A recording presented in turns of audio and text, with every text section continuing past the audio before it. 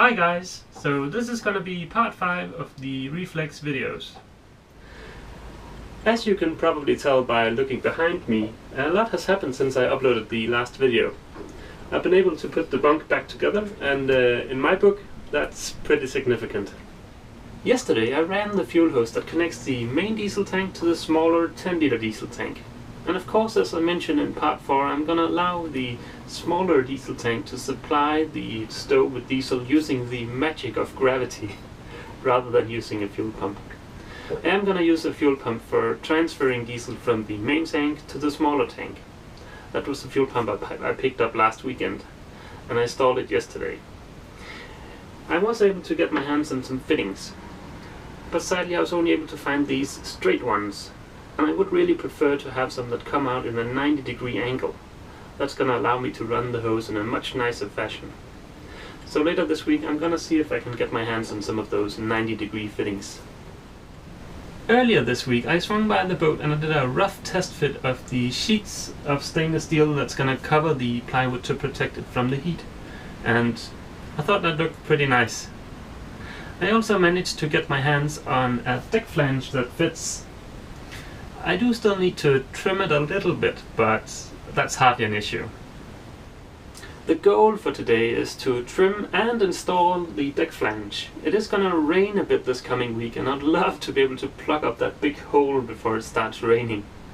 When that's done, I'm gonna start to run the copper tubing that connects the small tank to the stove, and also the copper tubing that connects from the overflow of the regulator to a separate tank in the bilge.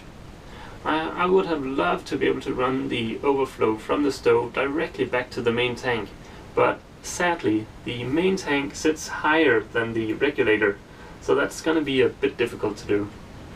Okay, let's get to it. I'm going to start off by marking off how much of the deck flange that I'm going to have to trim off, and then I'm going to place a small dot on the top side of the deck flange so that I know that the alignment is correct. For bedding the deck flange, I'm going to be using Refleks 291. According to the datasheet, this stuff can actually withstand 90 degrees Celsius or 194 degrees Fahrenheit on a permanent basis, or up to 140 degrees Celsius or 284 degrees Fahrenheit for up to an hour. And if that happens, I've got some other issues.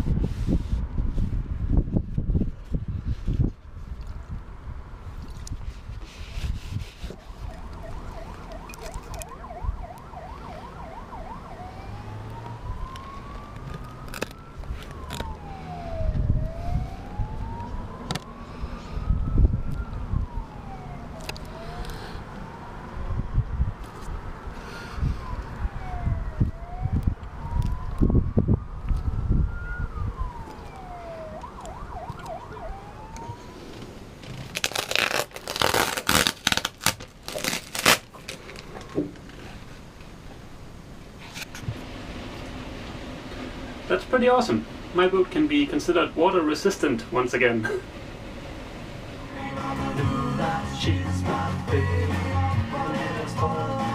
Break time. Running the copper tubing is pretty straightforward. The only issue is that I don't have enough copper tubing to finish both the connection to the stove from the small diesel tank and from the overflow of the regulator to the overflow tank. But it's easy to come by, so that's not so bad. Now the first thing that I need to do is to double check the position of the small diesel tank. The fuel pump that I bought last weekend that I'm going to use for transferring fuel from the main diesel tank to the smaller diesel tank has a 0.1 bar rating, and that means that it can lift fuel roughly 1 meter. Actually, if you do the math, it turns out to be 1 meter and 6 centimeters, but hey, there's no need to push the envelope. I'm going to run the copper tubing today, but I'm not going to connect it to the small tank because I want to bring the tank with me when I go looking for those 90-degree fittings later this week.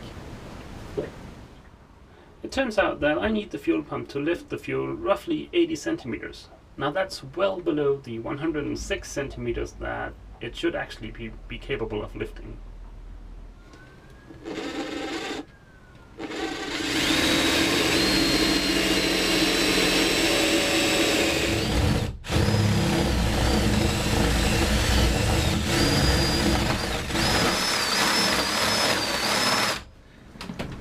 This hole is going to be for connecting the diesel tank to the stove, and this is going to run the tubing from the overflow of the regulator to the overflow tank.